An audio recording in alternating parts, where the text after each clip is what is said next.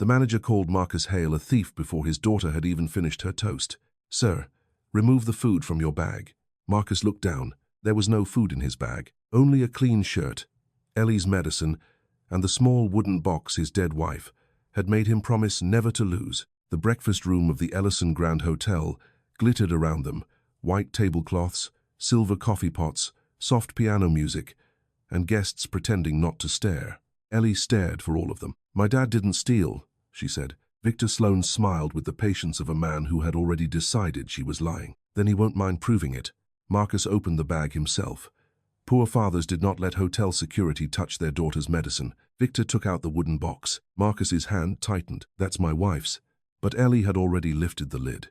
Inside was an old brass key. The pianist missed a note. An elderly waitress near the coffee station whispered, "Oh Lord."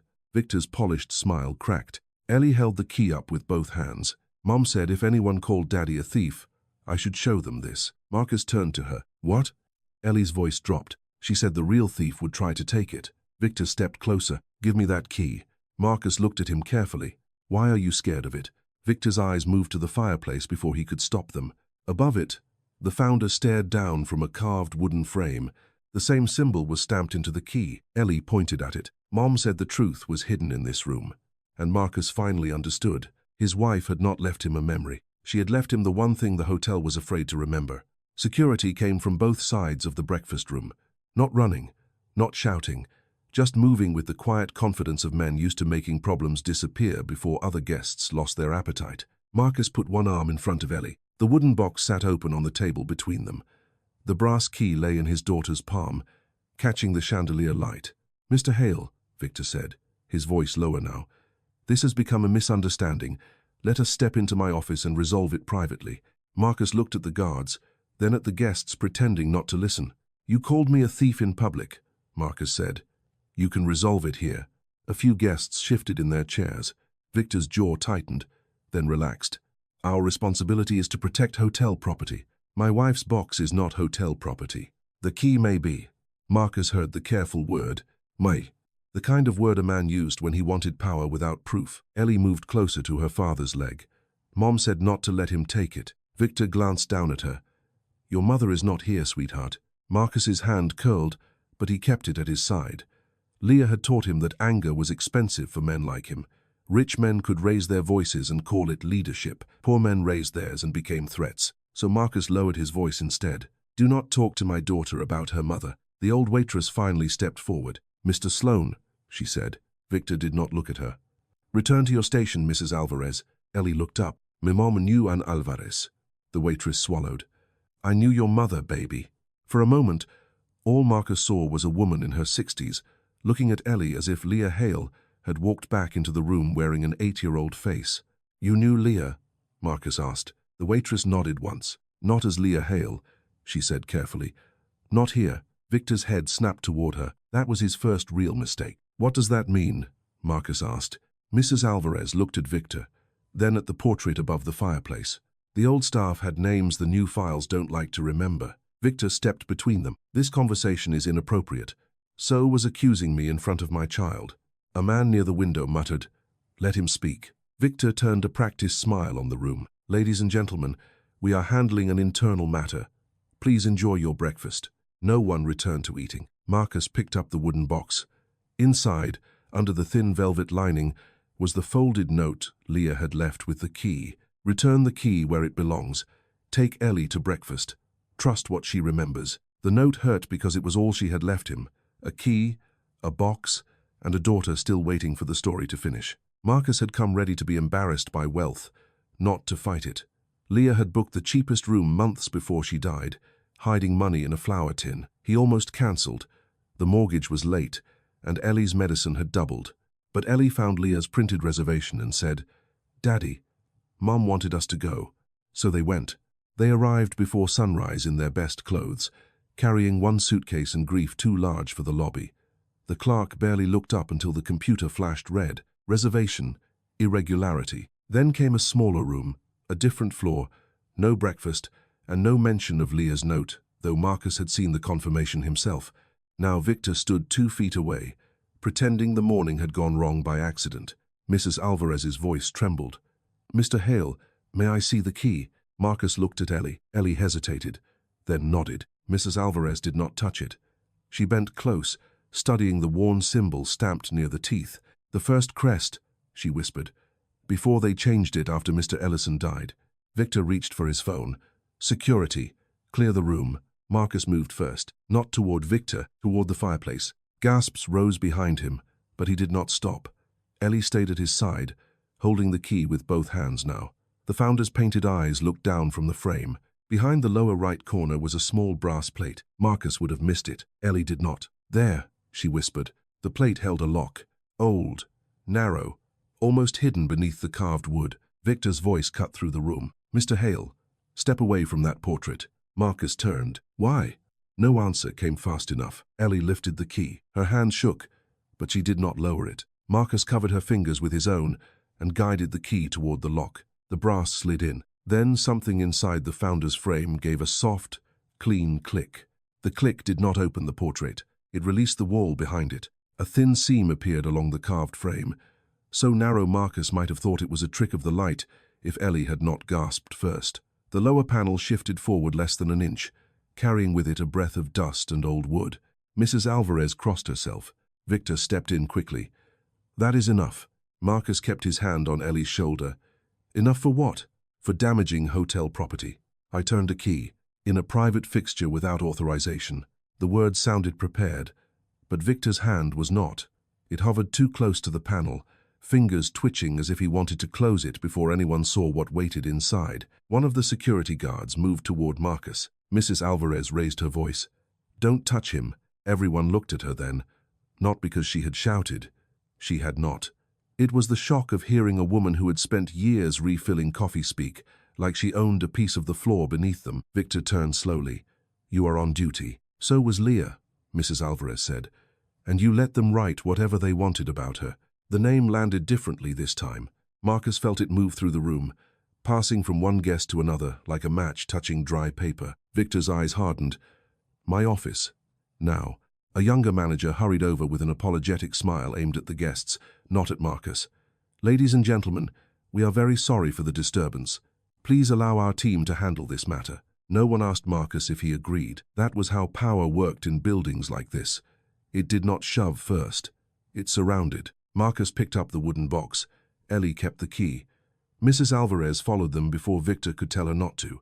They were taken through a side door behind the breakfast room, down a short hallway that smelled of lemon polish and old carpet. The noise of silverware and piano music faded behind them. On the other side of the wall, people returned to their coffee because returning to coffee was easier than admitting they had watched a child defend her father. Victor's office was glass on one side and dark wood on the other. Awards lined the shelves. Framed magazine covers praised the Ellison Grand for timeless hospitality. A security monitor showed the breakfast room from 3 angles. Marcus noticed what was missing. The fireplace angle. Victor saw him looking. Sit down, Mr. Hale. I'll stand. Ellie's fingers slipped into Marcus's. Victor placed the wooden box on his desk as if it had already become evidence against them. You understand how serious this is. What I understand is that you knew that key mattered before my daughter explained it. I recognized an old hotel crest. Then why did you ask for it like it was yours? Victor sat, folding his hands. The polished smile returned, thinner now. Because items connected to this property must be verified through proper channels. Your late wife may have come into possession of something she was not entitled to keep. Marcus leaned forward. Say what you mean. I am saying we have a duty to investigate whether stolen property has been brought back into the hotel. Ellie's grip tightened. Mrs. Alvarez took one step toward the desk. That woman never stole from anyone. Victor did not look at her. You are emotionally involved. I served Mr. Ellison's breakfast for 22 years. I know what emotionally involved looks like. He trusted Leah more than he trusted half the people who ate at his table. Marcus turned to her. You keep saying Leah, but you said she wasn't Leah here. Mrs. Alvarez glanced at the monitor, then at the closed office door. She was hired as Leona Hayes, she said. Temporary care staff, private floor, last 6 months before Mr. Ellison died. Marcus blinked. My wife was never a nurse. No, Mrs. Alvarez said. She was not. But she was patient. He liked that. Most people came into his room wanting something signed.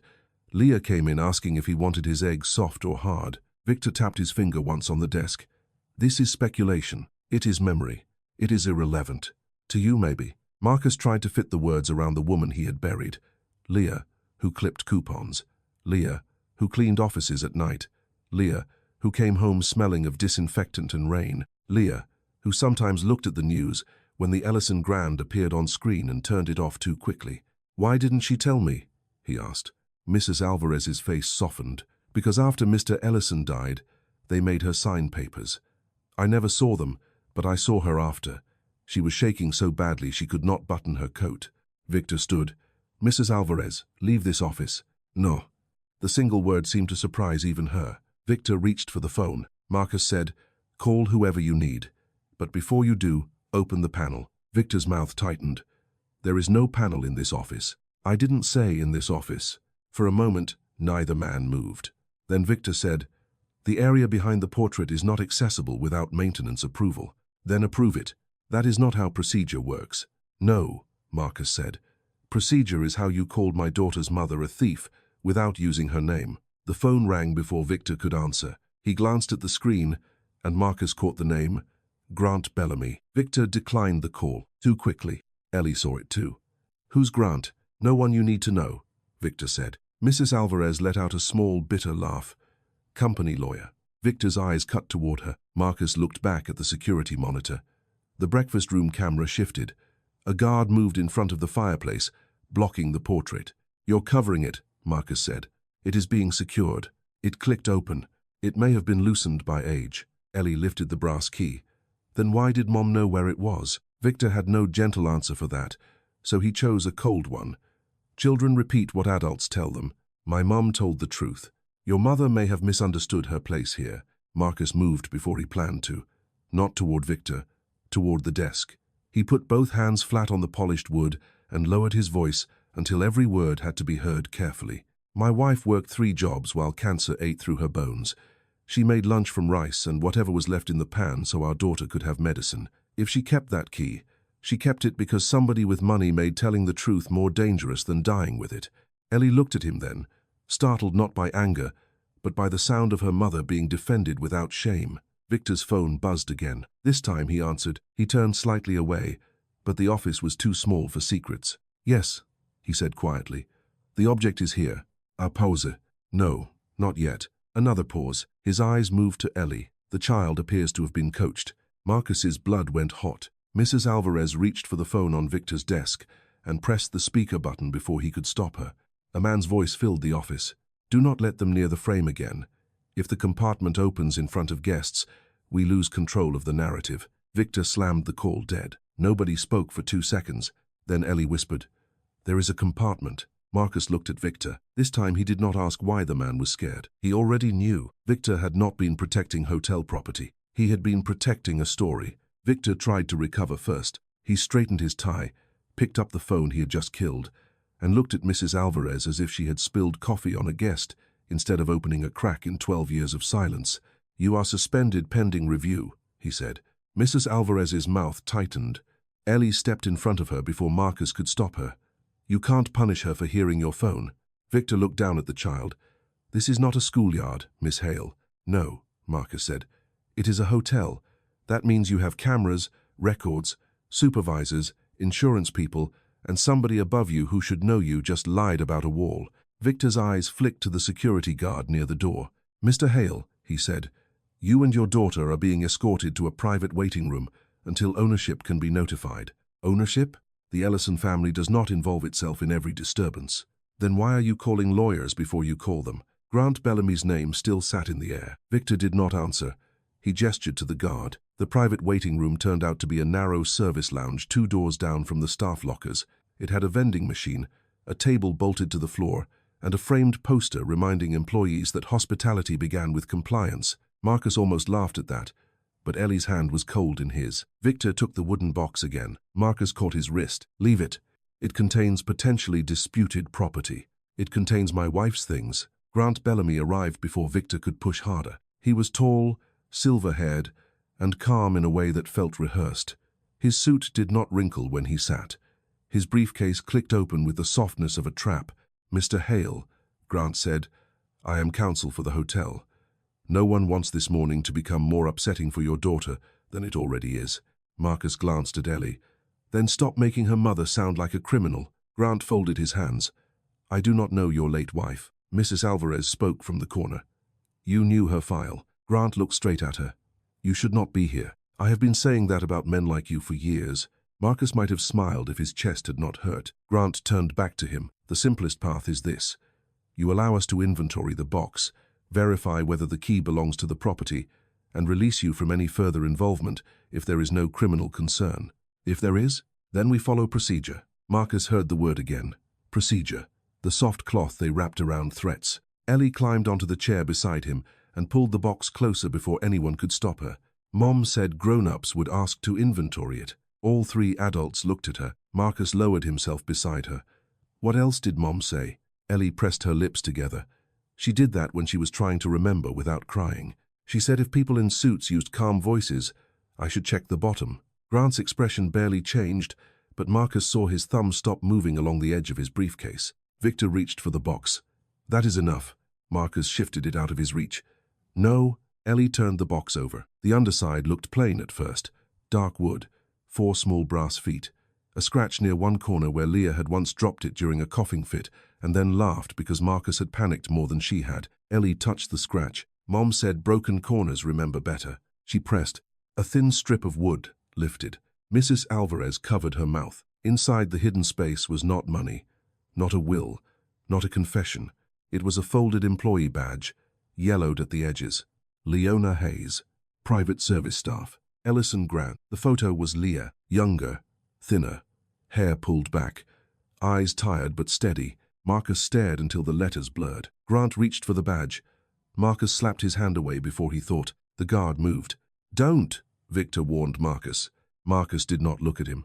My wife died with you people calling her a thief in your files. You don't get to touch her face before I do. Ellie leaned against his arm. She looked scared. Ellie whispered. Marcus shook his head slowly. No, she looked like she was trying not to be. Mrs. Alvarez came closer, her eyes wet but her voice firm. That is the badge they said was lost. Grant exhaled through his nose. An old badge proves employment, not entitlement. Ellie reached into the hidden space again. This time she pulled out a small breakfast card, the kind hotels left beside coffee cups.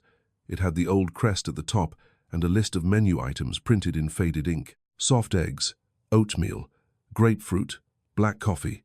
On the back, in Leah's handwriting, were 4 words. Let Ellie read breakfast. Marcus frowned. Read breakfast? Ellie took the card from him with sudden concentration. Mom played this when she was sick. The service lounge seemed to shrink around them. She would point to a menu, Ellie said, and tell me the first letter of what people chose mattered more than what they ate. Grant said, this is not relevant. Mrs. Alvarez cut him off. Soft eggs, oatmeal, grapefruit, black coffee. Ellie dragged her finger down the list. S-O-G-B. She shook her head. That's wrong. Marcus felt Victor relax slightly. Then Ellie turned the card upside down. No, she whispered. Mom said breakfast lies when rich people serve it pretty. She read from the bottom up. B-G-O-S. Still nothing. Her cheeks colored. Victor's voice softened with false pity. Children remember games incorrectly. Ellie's eyes shone, but she did not cry. She turned the card toward the light. A tiny pencil mark sat beside the second item, oatmeal, then another beside black coffee. O.B., Marcus said. Ellie nodded. Old basement. Victor laughed once. There is no old basement accessible to guests. Mrs. Alvarez looked at him. But there is one under the original kitchen. Grant closed his briefcase. That movement scared Marcus more than Victor's anger, because Grant was done pretending this was silly. Ellie reached into the strip of the box one last time and found a piece of medical tape folded around something small. Marcus recognized Leah in that too. When they could not afford labels, she used medical tape. It stuck to anything and came off without tearing paper. Inside was a torn corner of a photograph. Only 2 hands were visible. One old hand with a signet ring, one younger hand holding the brass key. On the white cuff of the older wrist were 3 small stains Marcus first thought were ink. Mrs. Alvarez saw them and went pale. That was the morning after he stopped signing papers, she whispered. Grant stood. We are finished. Marcus rose with him. No, we are starting. Victor opened the door. 2 more security guards waited outside. Grant's voice stayed quiet. Mr. Hale, you are very close to turning a misunderstanding into a legal problem. Marcus looked at Ellie. at the badge, at Leah's handwriting, at the torn photograph. For years, grief had made his wife smaller in his memory. A woman in bed, a woman in pain, a woman leaving notes because talking stole too much breath. Now he saw another Leah, a woman who had known rich men would call her dishonest, a woman who had hidden proof in broken wood and breakfast games, a woman who had trusted her child to remember what powerful adults would dismiss. Ellie lifted the old employee badge. "Mom didn't forget to finish the story," she said. Her voice was soft, but it changed something in Marcus. "She left us the beginning," and behind Grant Bellamy's calm face, Marcus saw the first clean flash of fear. Grant Bellamy did not call the police. That told Marcus more than any threat could have. Men who believed they were dealing with trespassers wanted uniforms, reports, and handcuffs. Grant wanted doors closed, phones lowered, and words chosen carefully. Victor sent one guard to the breakfast room and another to the hallway outside the service lounge. Then he gave Marcus a choice that was not really a choice. "You may wait here while we verify these items," he said, "or you may leave the property and receive follow-up through counsel." Marcus looked at Leah's faded badge. "Leona Hayes." "We're going to the old basement," Marcus said. Grant smiled faintly. "There is no public access to any basement." "I'm not the public. I'm her husband. Marriage does not create access rights to private hotel archives." Mrs. Alvarez stepped forward. "The original kitchen stairs are still behind dry storage." Victor's face hardened. "You will say nothing else." "She already did," Marcus said. Grant closed his briefcase with a soft click. "If you force your way into restricted areas, every sympathetic assumption I am trying to preserve for you disappears." Ellie touched his sleeve. "Daddy, Mom said not all doors open with keys." He looked down at her.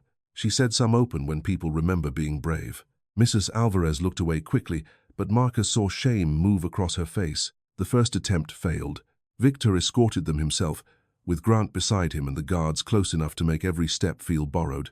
The corridor displayed celebrities, charity galas, and smiling managers, but no housekeepers unless they blurred behind silver trays. At the end stood a frosted glass door marked Staff Operations. Victor scanned his card. Red light. He tried again. Red light. Grant's eyes narrowed. "Problem? System update," Victor said too quickly. Mrs. Alvarez gave Marcus a look. The door had not denied Victor by accident. Someone had locked the route before they reached it. Victor turned. "This area is unavailable," Marcus said. "Because of a system update?" "Yes." "Then call maintenance. I will not let you turn a legal review into a tour." Ellie studied an old photograph beside the door. It showed the breakfast room decades earlier, with a narrow service arch half hidden behind a waiter. "That's the same room," Ellie said. Mrs. Alvarez nodded. The arch was sealed during the renovation. Ellie pointed to the old crest carved into the archway. "Mom said new walls forget old doors." Grant's voice stayed smooth. "A child's memory of a phrase is not authorization." "No," Marcus said. "But it is a map." Mrs. Alvarez led them back toward the public breakfast room. Victor objected, but guests were still watching. That limited him. Power hated witnesses when it had not chosen them. The old waitress stopped at the fireplace, then turned left toward a decorative panel where fresh flowers stood in a tall vase. "They covered the service arch," she whispered, "but the floor remembers." She nudged the rug with her shoe. Under the edge was a dull brass track. Victor's calm cracked. "Step away from that panel." A guest lifted his phone. Grant touched Victor's arm. "Not here." The warning did not need words. Mrs. Alvarez pressed 2 fingers against a carved seam. Nothing happened. She tried again, lower this time. A latch gave beneath the wood. The panel opened 6 inches before stopping. Dust spilled out. Ellie coughed. Marcus pulled her back. Inside, something scraped against the opening. Maybe an old cart shoved there years ago. The gap was too narrow for Marcus, but not for Ellie. "No," Marcus said immediately. Ellie held up Leah's badge. "Mom left it for me too." Marcus crouched in front of her. "Your mother left you clues. She did not leave you danger." Before Ellie could answer, a woman's voice cut across the breakfast room. "What is happening here?" Every employee straightened. Victor turned with relief so quick it looked like fear wearing manners. "Miss Ellison," he said. Claire Ellison was younger than Marcus expected, early 30s, in a dark suit with a thin gold watch and no softness wasted on the room. Her eyes moved from Victor to Grant, then to Marcus, then to Ellie holding the badge. "Why is there a child inside a security incident?" she asked. Grant stepped in. "A former employee's family brought disputed property onto the premises. We are managing it." Claire held out her hand. Show me. Grant hesitated. Marcus noticed. So did Claire. Now, she said. Marcus gave her the badge, not the key. Claire looked at Leah's photo. Something tightened around her mouth. Leona Hayes, she said. I've seen this name. Victor spoke too fast. In an old misconduct file. Claire looked at him. I did not say where. That was the first moment Marcus believed she might not be part of it. Claire turned to Mrs. Alvarez. Where were you going? The original kitchen stairs. Why? Mrs. Alvarez pointed at Ellie. Because her mother taught her how to find them. Claire studied Ellie, then removed her watch and handed it to Victor. Hold this. Victor blinked. Claire reached through the 6-inch gap, feeling along the obstruction. Her sleeve caught dust. Something metal clattered behind the wall. The panel loosened. Marcus pulled it open. Behind it was a dark service passage with a cart tipped against the wall, one wheel broken, blocking the entrance from inside. Claire looked at Victor. System update? Victor said nothing. The passage smelled of cold stone and old grease. Claire sent one guard ahead with a flashlight, then let Marcus, Ellie, and Mrs. Alvarez follow. Grant came last, already typing on his phone. The original kitchen had been stripped to its bones. No ovens, no counters, only tile outlines on the floor where stations used to be. A dumbwaiter shaft stood sealed by a metal plate.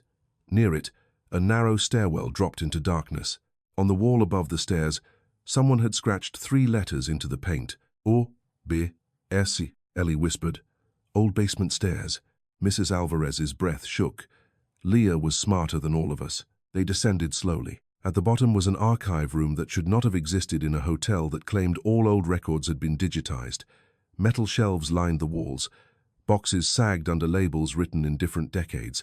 Private service. Founder suite. Staff terminations. Renovation hold. Claire pulled out her phone and took pictures before Grant could object. Do not disturb original placement, Grant said. Claire did not look at him. Then stop disturbing my company. Marcus opened the box marked Private Service. Grant's hand landed on the lid. No. Claire said, yes. Inside were old schedules, meal cards, and handwritten notes from Theodore Ellison's final months. Marcus found Leah's name, written both ways. Leona Hayes on printed forms. Leah in shaky handwriting near breakfast requests. Leah says no visitors before eggs. Leah says Mr. E wants the west curtains open. Leah says Mr. E refused transfer papers. Marcus stared at the last line. Claire took the paper from him, her face changing. Transfer papers for what? Marcus asked. Grant answered too quickly. Elderly founders often resist administrative updates. Mrs. Alvarez pulled another folder from the shelf. The tab read, Incident Review Hayes. Most pages inside were gone. Only one remained, a faint photocopy showing Leah beside Theodore Ellison's breakfast tray. In her hand was the brass key. The other half of the image had been cut away. Claire whispered, why would anyone cut a photocopy? From above them came Victor's muffled voice, not supposed to find the basement. Another voice answered, too low to identify. Then keep Claire away from the original ledger.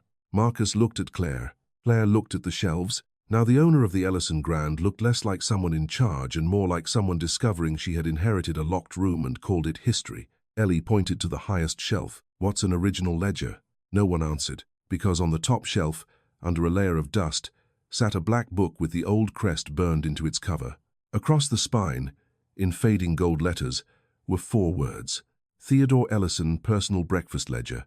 Claire did not open the ledger right away. That was the first thing Marcus noticed. Victor would have grabbed it.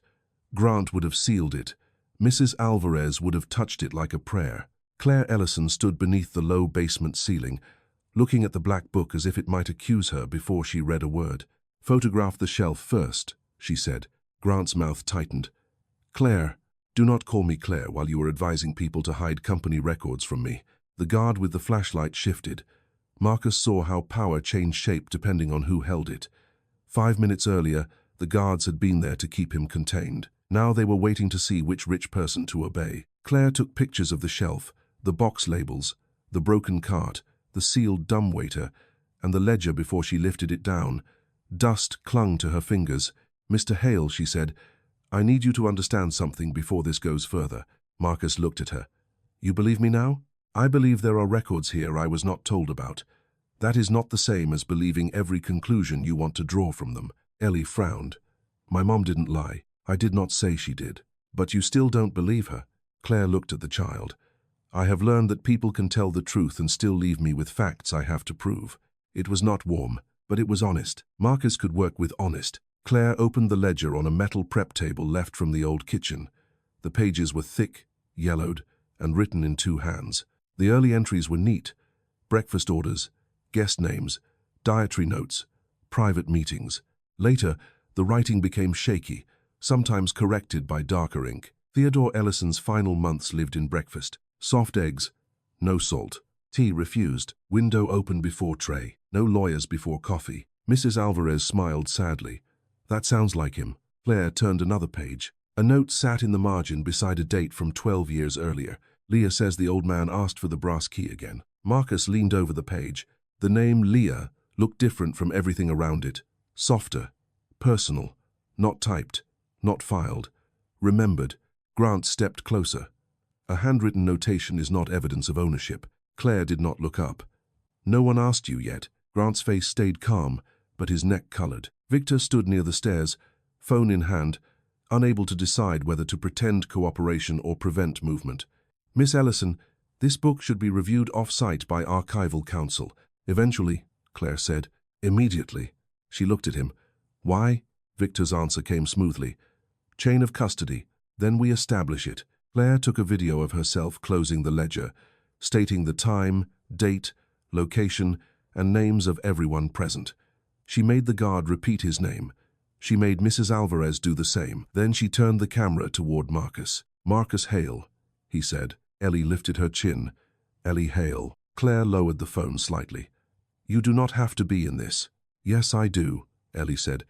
Mom left me the breakfast. The sentence made no legal sense, and somehow every adult understood it. They moved upstairs through the service passage because Claire ordered the route kept open. Grant objected twice. Victor said the breakfast room needed to be cleared for guest comfort. Claire ignored both and led them to a conference room behind the executive offices, not Victor's office this time. That mattered. There were windows here. There was a long table. There was a speakerphone and a camera in the corner, a place built for decisions, not containment. Claire called 3 people: the head of internal audit, the director of human resources, and an outside records consultant whose name made Grant go still. Independent? Grant asked. Very, Claire said. While they waited, Marcus sat beside Ellie and watched 2 employees carry the ledger in wearing white gloves. The wooden box stayed in front of him. Leah's badge lay on the table inside a clear evidence sleeve. Evidence sleeve. The phrase made his stomach turn. His wife had become something people labeled. Ellie touched the plastic gently. Can she breathe in there? Marcus did not know what to say. Mrs. Alvarez answered for him. She can now, baby. A little. The HR director arrived first, a woman named Dana Cho, who looked as if she had been pulled from a calmer day. She opened her laptop, searched for Leona Hayes, and frowned. There is a record, Dana said. Grant folded his hands. We expected that. Dana kept reading. Temporary private service staff. 6-month contract. Terminated for cause. Marcus felt the room tilt. For what cause? Claire asked. Dana swallowed. Theft of restricted hotel property. Victor looked at Marcus with quiet satisfaction. Ellie's face went white. Marcus put his arm around her before the words could settle into her skin. No, Mrs. Alvarez said. That is what they wrote after. Dana clicked again. There are no attachments. Claire stepped behind her. There should be. The file references a signed incident statement, security stills, and a witness memo. Open them. I can't. They are listed but not attached. Grant said, old records often degrade during system migrations. Claire's eyes stayed on the screen. Digital attachments do not degrade selectively. Victor said, with respect, Miss Ellison, this is why we need formal review before emotionally interpreting incomplete files. Marcus looked at Claire, waiting. This was the moment. Would the woman whose name was on the building choose clean language over dirty truth? Claire straightened. Dana, pull the metadata. Grant stood. That requires authorization. I own the authorization. As counsel, I advise against accessing disputed employee records without...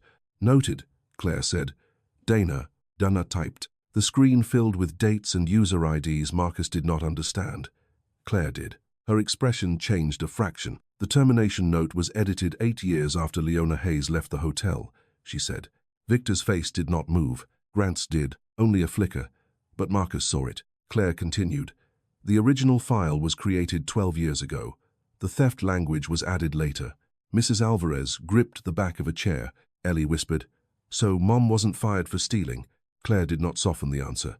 "It means I cannot trust the record that says she was." That was enough for Ellie to breathe again, but not enough to win. The outside consultant joined by video, a grey-bearded man with tired eyes and no patience for hotel politics. He asked to see the ledger cover, binding, page numbers, ink changes, and torn edges. Claire complied. He stopped on the final used section. "Pages removed," he said. "How many?" Claire asked. "At least 4, maybe 6, Grant said. "Speculation." The consultant ignored him. "There are impressions on the next page. Put light across it sideways." A desk lamp was brought. Claire angled it low over the paper. Indented words rose like ghosts. Marcus could not read them at first. Ellie leaned forward, but this time she did not solve anything. She only held her father's sleeve. Claire read aloud. "No transfer without morning witness." Below it, fainter, "L. Hayes has key until board hears recording." Grant reached for the ledger. Claire closed it before his hand landed. "Recording," Marcus said. Victor finally spoke. "Elderly men make confused notes near the end." Claire turned to him. "You just told me this ledger required formal review. Now you are interpreting it." Victor went quiet. Dana's laptop chimed. She looked at the new file and frowned. "There is one more linked record, not in Leona Hayes's file, in founder succession." Grant said sharply, "Do not open that." Claire did. The screen showed a scanned memorandum dated 3 days after the ledger note. It referenced Theodore Ellison's transfer of operational control to the interim management group. At the bottom was a signature, Theodore Ellison. Beside it, in a witness line, was another name, Grant Bellamy. Marcus looked at Grant. Grant adjusted his cuff. "I witnessed many documents for this company." Claire stared at the date. Then she opened the medical status note attached beneath it.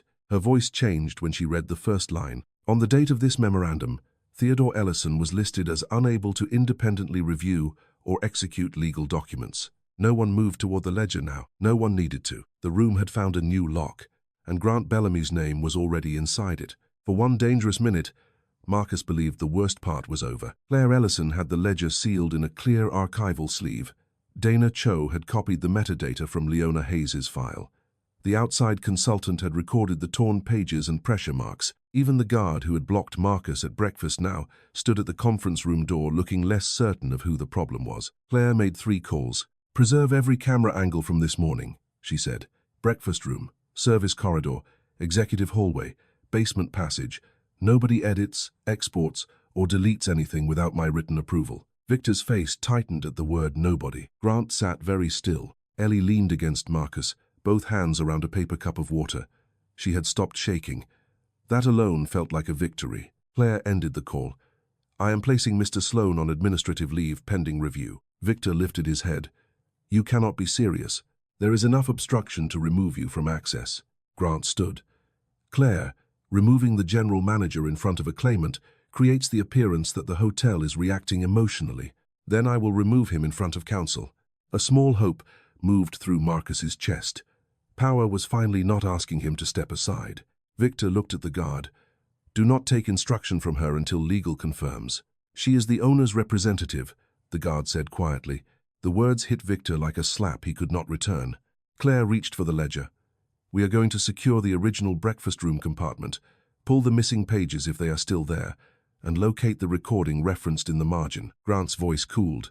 "No." Everyone looked at him. He adjusted his cuff, returning to the version of himself that did not need volume because the law had always spoken loudly for him. "No one touches that compartment today." Claire stared at him. "You do not decide that. As corporate counsel, I am advising you that the moment this became a potential inheritance, employment, and succession dispute, every physical item connected to it became subject to preservation protocol. You cannot allow Mr. Hale, his child, or an hourly employee to continue handling possible evidence." Marcus felt the trap before it closed. Claire said, "Then we preserve it under independent supervision. After we establish contamination." "Contamination?"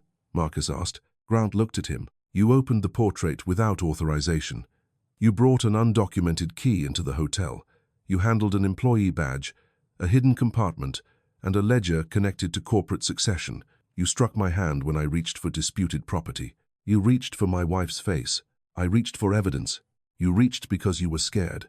Intent is not relevant to chain of custody. This was how they did it, Marcus realized. They did not deny the thing existed once everyone could see it. They made seeing it useless. Dana cleared her throat. Chain of custody concerns are real, but they do not erase metadata. No, Grant said. But metadata showing a late edit to a personnel file does not prove the original accusation false. Ellie looked up. What accusation? Marcus did not want her to hear it again. Grant made sure she did. That your mother removed restricted property from this hotel and kept it. She saved it. That is one interpretation.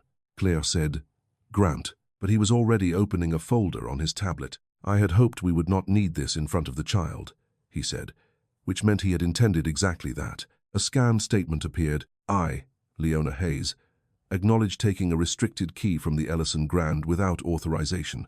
I understand my employment is terminated for cause. At the bottom was a signature, Leona Hayes. Marcus stared until the letters seemed to move. Ellie whispered, No. Mrs. Alvarez gripped the back of a chair. I never saw that. Grant's expression did not change. You were not entitled to see personnel discipline. Claire took the tablet. Why was this not attached to her HR file? Legal files are separate from personnel files. Dana looked uncomfortable. That is possible. Possible. The word was smaller than proof, but large enough to hurt. Ellie pushed closer to the screen. That's not Mom's L. Grant looked down at her with practiced sadness. Children often remember handwriting sentimentally. She wrote L like a loop. Marcus pulled Leah's note from the wooden box. Return the key where it belongs. Take Ellie to breakfast.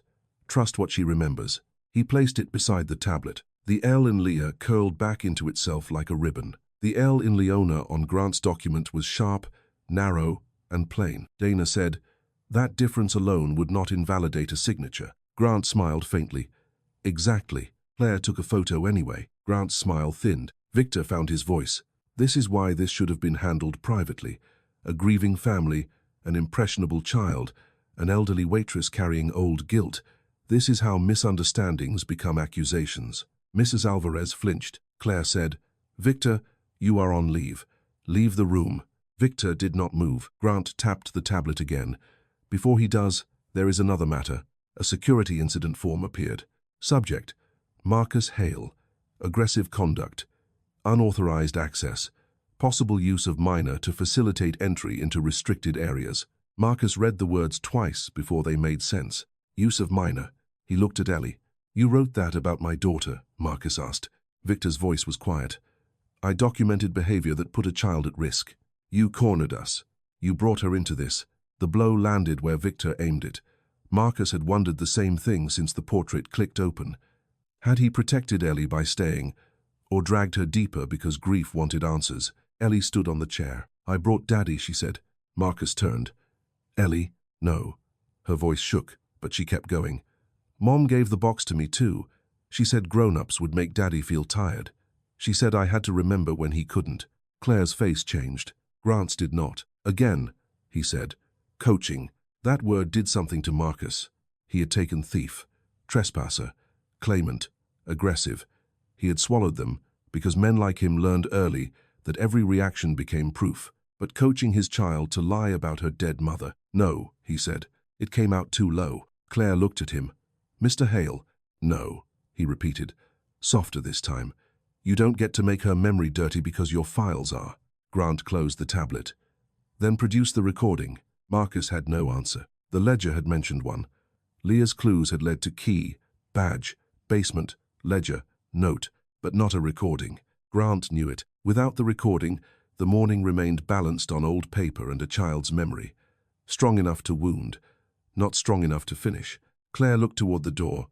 We will find it. Grant picked up his briefcase. Perhaps. Until then, I am placing every disputed item under preservation hold in hotel custody. No, Marcus said immediately. Grant's voice sharpened. If you remove them, I will file for emergency injunctive relief before noon and include the child endangerment notation. Marcus went still. A paper knife had found his daughter's name. Claire said, Grant, you will not threaten a child in my conference room. I am protecting the company from liability. You are protecting yourself. Grant's calm cracked around the edges. Careful.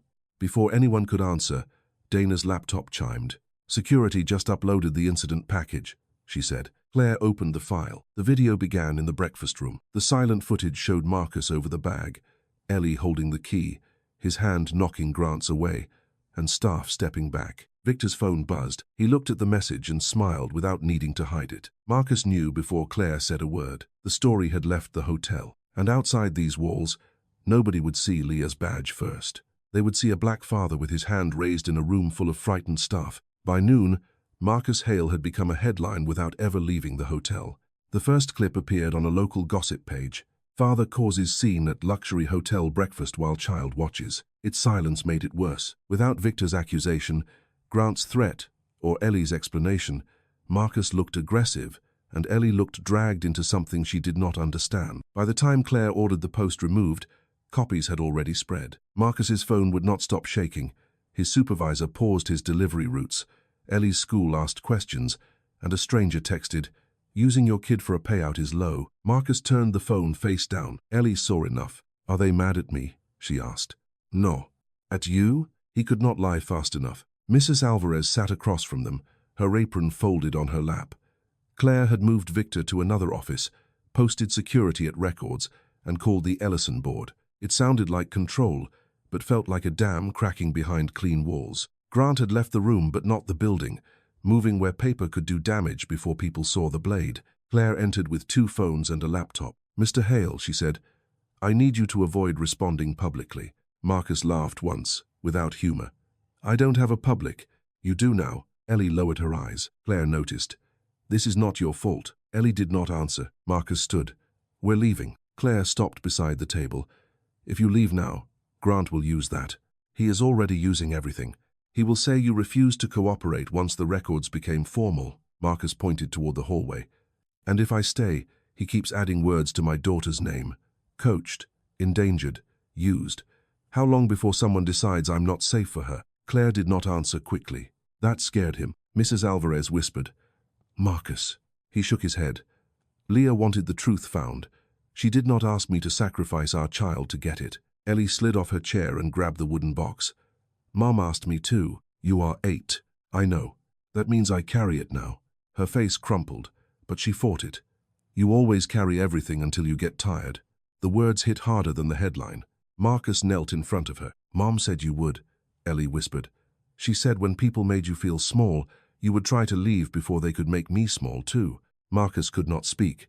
Claire looked away, giving them the privacy a room full of legal trouble could barely offer. Then her laptop chimed. She opened it, read, and went still in a way that was not fear but focus. "Dana pulled the incident video export log," she said. Marcus stood slowly. Claire turned the screen toward them. The original breakfast room footage had audio when it entered the system. Mrs. Alvarez leaned forward. "Had? Someone exported a silent version for external sharing." "Who?" Marcus asked. "The user ID belongs to Victor's office terminal." That was something. But by now Marcus knew something was never enough. Claire kept reading. "The export happened 7 minutes after I ordered preservation of all camera angles." Marcus looked at Claire. "So he disobeyed you?" "Yes." "Then this is over?" Claire's face told him no. The login was Victor's terminal, but the authorization override came from legal administration. Grant. No one said his name. Claire copied the log, sent it to 2 addresses, and picked up her phone. "I want Bellamy's system access suspended." A voice on the other end answered. Claire listened, then closed her eyes. "He already filed a conflict notice," she said.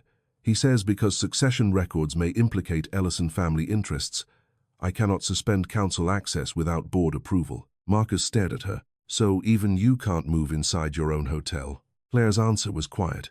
"That appears to be the lesson of the day." The board call began 20 minutes later, and Risk swallowed justice almost immediately. 3 board members joined from offices with art behind them. They asked about the guest disturbance, Marcus's counsel, and reputational harm. Nobody asked what Leah had left behind. Then she said, "This is not a guest disturbance. This is a records integrity issue involving founder succession, altered employee files, and unauthorized release of edited security footage. Was the ledger authenticated? Was Ellie reliable? Had Mrs. Alvarez violated policy? Could Marcus be after money? Was Claire biased? Power had many ways to say wait. While Claire fought the board, Ellie opened Leah's box again. Not the hidden bottom, the lid. On the inside, fabric was a small stain Marcus had always thought was glue. Ellie rubbed it with her thumb. "Mom used to hide stickers under labels," she whispered. "When medicine bottles had old labels, she soaked them until the paper came loose." Mrs. Alvarez went to the coffee station and came back with a cup of warm water and a napkin. Ellie dipped one corner and pressed it gently against the stained fabric. A thin square of paper lifted from beneath the lining. Claire muted the board call. It was a tiny service label, the kind used on old hotel equipment. "Property of Ellison Grand. Audio Unit Treb. Return to Founder Suite." On the back, Leah had written one line. "He told the truth before breakfast, not after." Claire took a sharp breath. "What is Audio Unit 3B?" Marcus asked. Mrs. Alvarez answered first. "Mr. Ellison used to record morning notes before meetings. He hated typing. There were little tape units in the Founder Suite." Claire was already moving. The Founder Suite was renovated. Victor's voice came from the conference room doorway. Twice. He stood there with no tie now, escorted by one guard, but smiling as if the guard belonged to him. Claire's eyes narrowed. "You are not authorized to be here." Victor held up his phone. "The board requested I join the call." From the speaker, one board member said, "For operational context." Marcus understood then that Claire was not only fighting Victor and Grant, she was fighting the comfortable instinct of powerful people to hear the polished man before the wounded one. Victor looked at the service label in Marcus's hand. His smile faded just enough. "Old equipment tags are not evidence," he said. Marcus closed his fingers around the label. "No," he said, "but they are maps." Claire unmuted the call. "Then let the record show," she said, "that Mr. Sloan recognized the relevance of an equipment tag before anyone explained it to him." That day, Victor's face finally gave away more than he meant to, and Marcus knew the recording was real. Somewhere inside the Ellison Grand, Leah had left them one more door. Claire did not let Victor touch the service label. She placed it beside the ledger, the badge, the breakfast card, and the torn photograph, then turned the laptop so the board could see every item at once. "This is the chain," she said. "A key hidden by Leah Hale, a badge proving she worked here as Leona Hayes, a ledger naming Leah as holder of that key, a transfer memo witnessed by Grant, while my grandfather was medically listed as unable to execute legal documents, a security video exported without sound after I ordered preservation, and now an equipment tag for an audio unit tied to the Founder Suite." One board member cleared his throat through the speaker. "Claire, that still does not prove what is on the recording." "No," Claire said. "It proves someone was afraid of us finding it." Victor stood near the doorway, watched by a guard who no longer looked certain he was guarding the right man.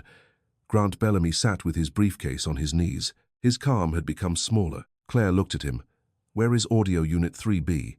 Grant answered before Victor could. "If such a device existed, it would have been removed during renovation. Founder Suite equipment was replaced years ago." "Then you will not mind if we check the renovation inventory. I strongly advise against disrupting an occupied premium suite based on a child's interpretation of a sticker." Ellie's face tightened. Marcus spoke before anger could. "Say her name." Grant looked at him. "If you mean my daughter, say Ellie. If you mean my wife, say Leah. You keep hiding people inside categories because names make them harder to erase." For once, Grant did not answer. Claire typed into the hotel inventory system. Dana stood behind her, reading the screen. "Founder Suite renovation, year 8, Dana said. "Audio units removed, 1 through 4 listed as discarded." Claire's eyes narrowed. "Listed by whom?" Dana clicked deeper. "Facilities supervisor no longer employed. Disposal approval signed by operations." Victor said, "Old electronics are discarded all the time." "Operations," Claire repeated. "Your department." "At the time, yes." Mrs. Alvarez stepped closer to the table. "Mr. Ellison never kept the recorder on the desk." Everyone turned to her. She pressed her palms together, searching memory. "He hated how lawyers watched what he touched. Said a desk made men perform. Breakfast made them careless." Ellie whispered. "Before breakfast, not after." Mrs. Alvarez nodded slowly. "He recorded at the breakfast cart." Victor laughed under his breath. "There is no breakfast cart in the Founder Suite." "There is," Mrs. Alvarez said, "unless you finally threw out the one thing he loved more than that ugly portrait."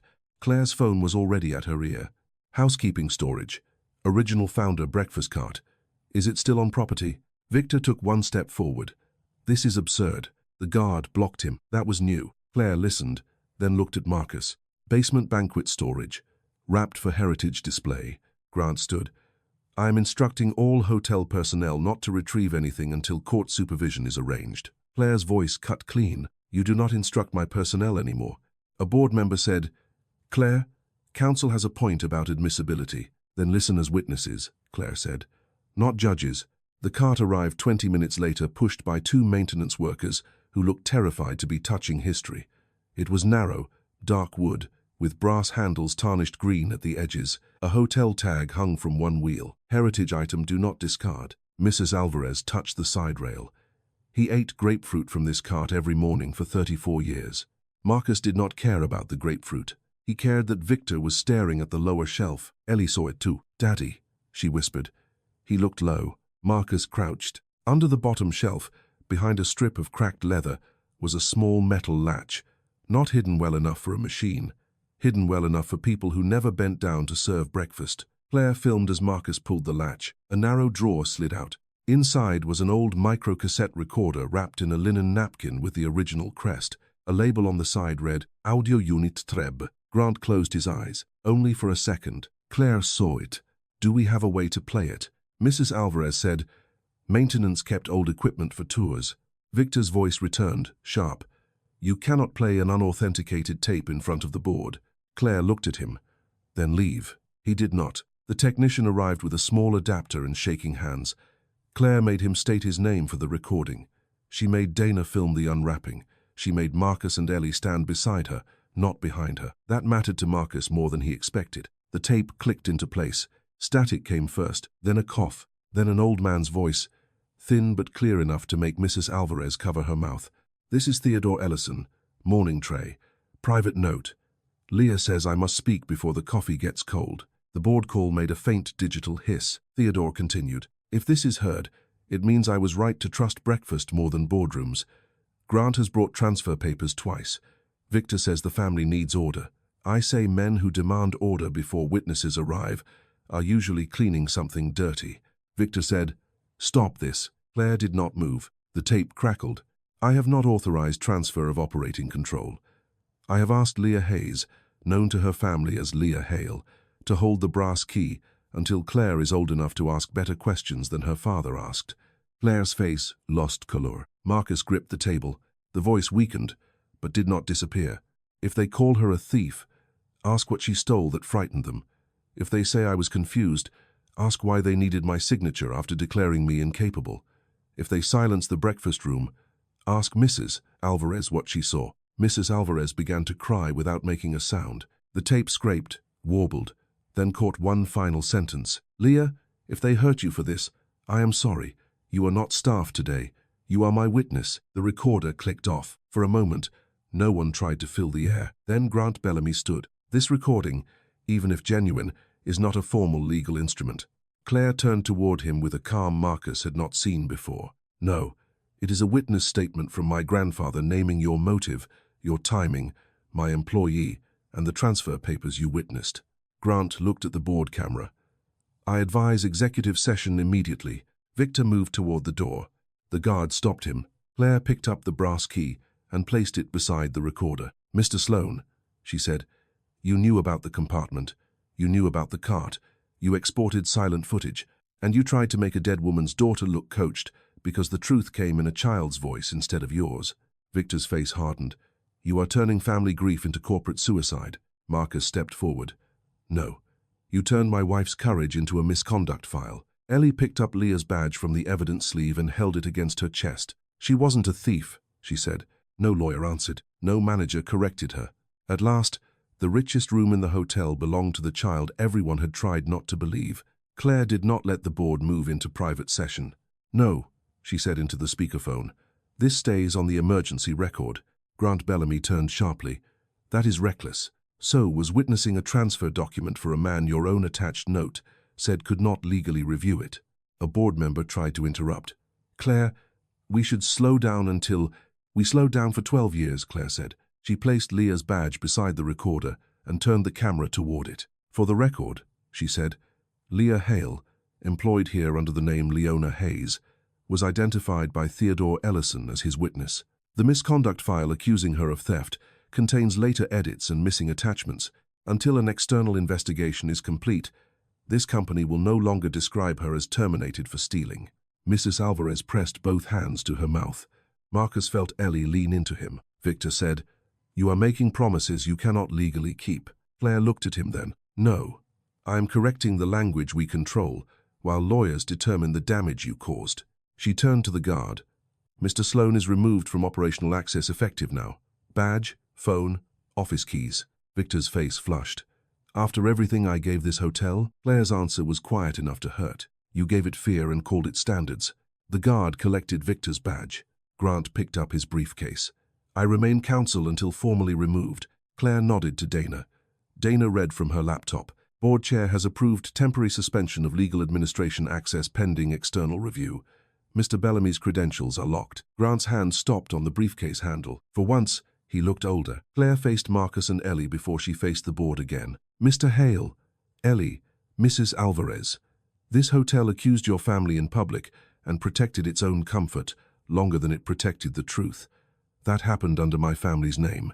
I am sorry." Marcus did not know how to accept an apology that came 12 years late and one wife short. Ellie answered for him. "My mum wasn't a thief."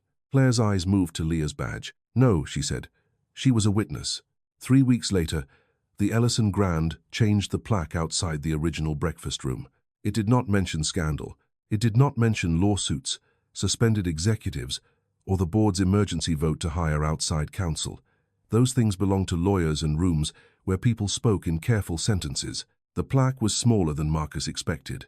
"Leah Hale, known here as Leona Hayes, witness to the truth. Beloved mother." Ellie read it twice, then a third time.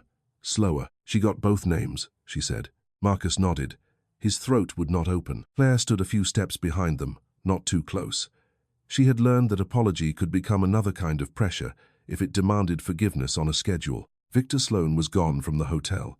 Grant Bellamy was under external investigation, his name now attached to questions he could not smooth away with legal language. The altered personnel file had been locked, copied, and sent outside the family. None of that brought Leah back. Marcus had to remind himself of that on the hard mornings. Justice did not make the empty side of the bed warm. It did not refill the pill bottles Leah had counted before she died. It did not give Ellie back the nights her mother had been too tired to finish stories. But it removed one weight. Leah was no longer carried in a file as a thief. Claire had offered money first because money was the language her world reached for when it did not know what else to do. Marcus had not refused it. Pride did not pay medical bills, and Leah had never asked him to worship hardship, but he asked for something before any settlement.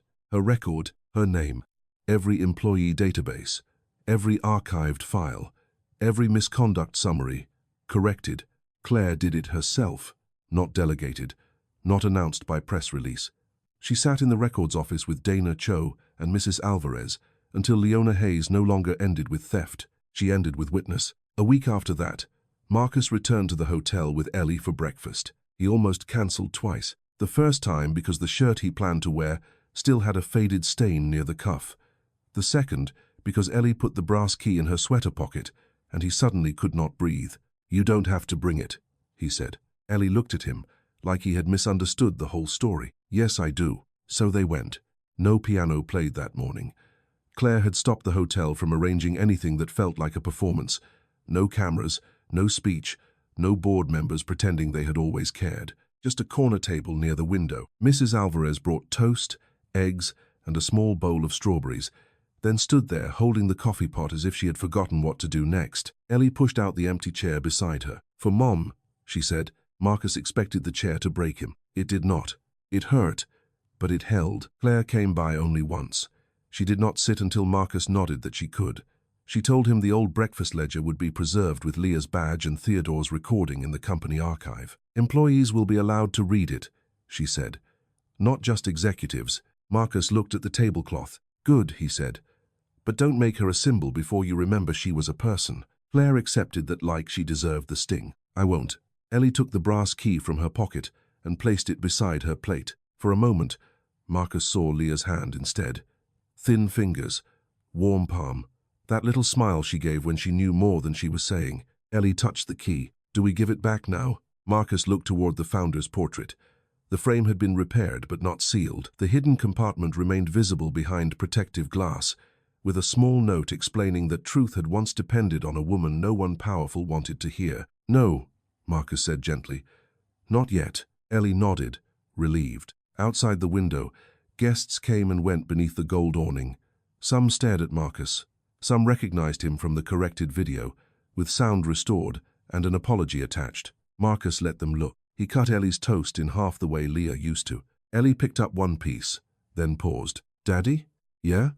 When people remember Mom now, will they remember she was sick?" Marcus thought about lying. Then he thought about Leah, who had hidden truth in broken wood because lies had cost too much. "Yes," he said. "Some will." Ellie looked down at the key. "But they'll remember she was brave too." Marcus put his hand over hers. "If I have anything to do with it," he said, "they'll remember that first." Ellie smiled, small and tired and real. Then she took a bite of toast, and for the first time since Leah's funeral, breakfast did not feel like something they had survived. It felt like something Leah had saved for them.